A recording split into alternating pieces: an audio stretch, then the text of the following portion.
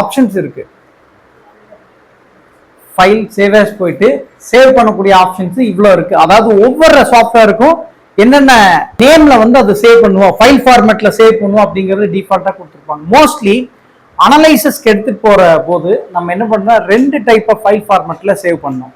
ஒன்று வந்து என்னென்ன IGS .IGS இங்க இருக்கு பாரு, .IGS அல்லது IGES. அது ஒன்று. இன்னொன்று வந்து ஸ்டெப் ஃபைல் ஃபார்மேட் STEP. இது ஏதோ இதுல 2 ஒன்று தான். அப்போ சே ஃபார் எக்ஸாம்பிள் நம்ம ஸ்டெப் ஃபைல் ஃபார்மேட் சேவ் பண்ணிக்குமா? ஓகே, டெஸ்க்டாப்ல சேவ் பண்ணிக்கோங்க. சும்மா பார்ட் 1 அப்படின்னே இருக்கட்டும்.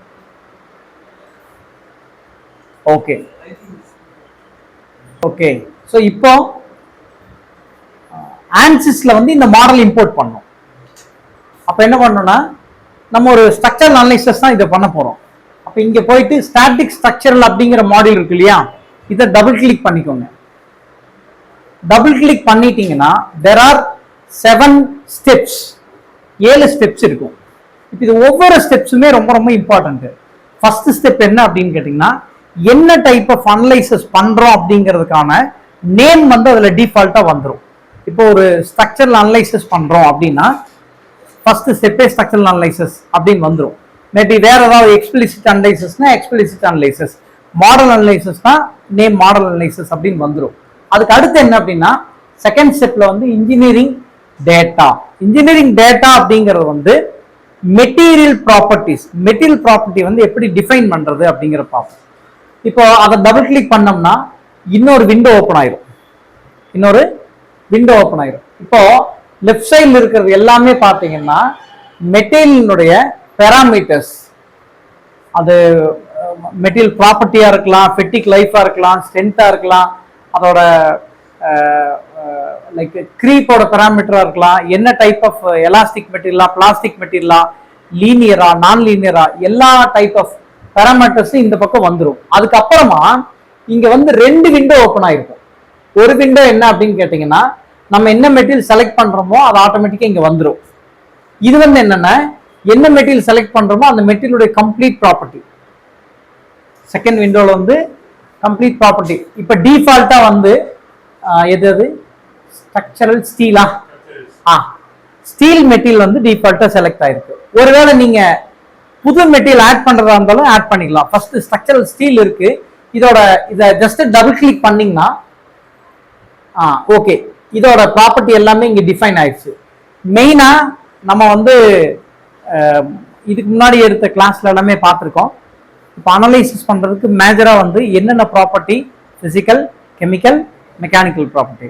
இப்போ மோஸ்ட்லி ஸ்ட்ரக்சரல் அனலைசிஸ் பண்றதுக்கு வந்து மெக்கானிக்கல் ப்ராப்பர்ட்டிஸும் பிசிக்கல் ப்ராப்பர்ட்டிஸும் என்னென்ன இதுல டிஃபைன் பண்ணும் அப்படிங்கிறது டிஃபால்ட்டாவே இதுல கொடுத்துருக்கும். அப்போ ஆட்டோமேட்டிக்கா நமக்கு மைண்டுக்கு தெரியும் இதுக்கு என்னென்ன பேராமீட்டர் கொடுக்கணும் அப்படிங்கிறது. Number 1 density. டிஃபால்ட்டா இதோட யூனிட் என்ன, டென்சிட்டியோட யூனிட் என்ன, kg/m3. அது டிஃபால்ட்டா அதுல இருக்கு.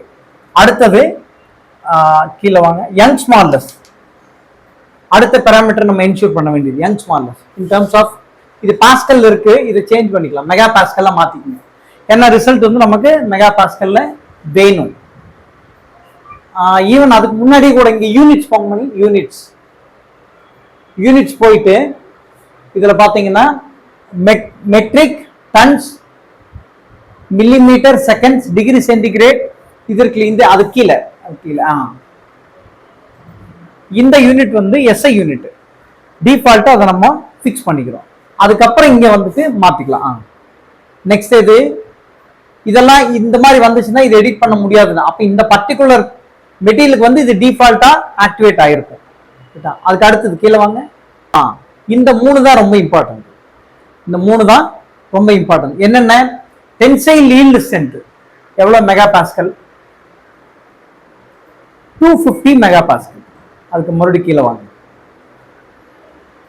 கம்ப்ரசிவ் அல்டிமேட் எவ்வளவு இருக்கு, 460. இந்த 3 ப்ராப்பர்ட்டி ரொம்ப இம்பார்ட்டன்ட். அதுலயும் ஸ்பெசிஃபிக்கா இப்ப ஸ்ட்ரக்சரல் ஸ்டீல் அப்படிங்கிறது டக்டைல் மெட்டீரியல், கரெக்ட் தானே? அப்ப நம்ம சால்வ் பண்ணி எஃப்ஓஎஸ் கண்டுபிடிக்கிற போது என்ன பண்ணுவோம்னா மெட்டீரியலுடைய வேல்யூ எவ்வளவு எடுத்துக்குவோம், 250 தான் எடுக்கணும், 460 எடுக்கக்கூடாது. Because that is for brittle material. டக்டைல்னா ஈல்டு தான் எடுக்கணும், பிரிட்டில்னா தான் இந்த 460 எடுக்கணும். அப்போ நம்ம வந்து எஃப்ஓஎஸ் கண்டுபிடிக்கிற போது ஈல்டு பை ஒர்க்கிங் ஸ்ட்ரெஸ் தானே, அப்போ ஈல்டு வேல்யூ 250 தான் நம்ம எடுக்கணும். ஒர்க்கிங் ஸ்ட்ரெஸ்ங்கிறது நம்ம இன்னைக்கு கண்டுபிடிக்க போறோம். ஓகேவா?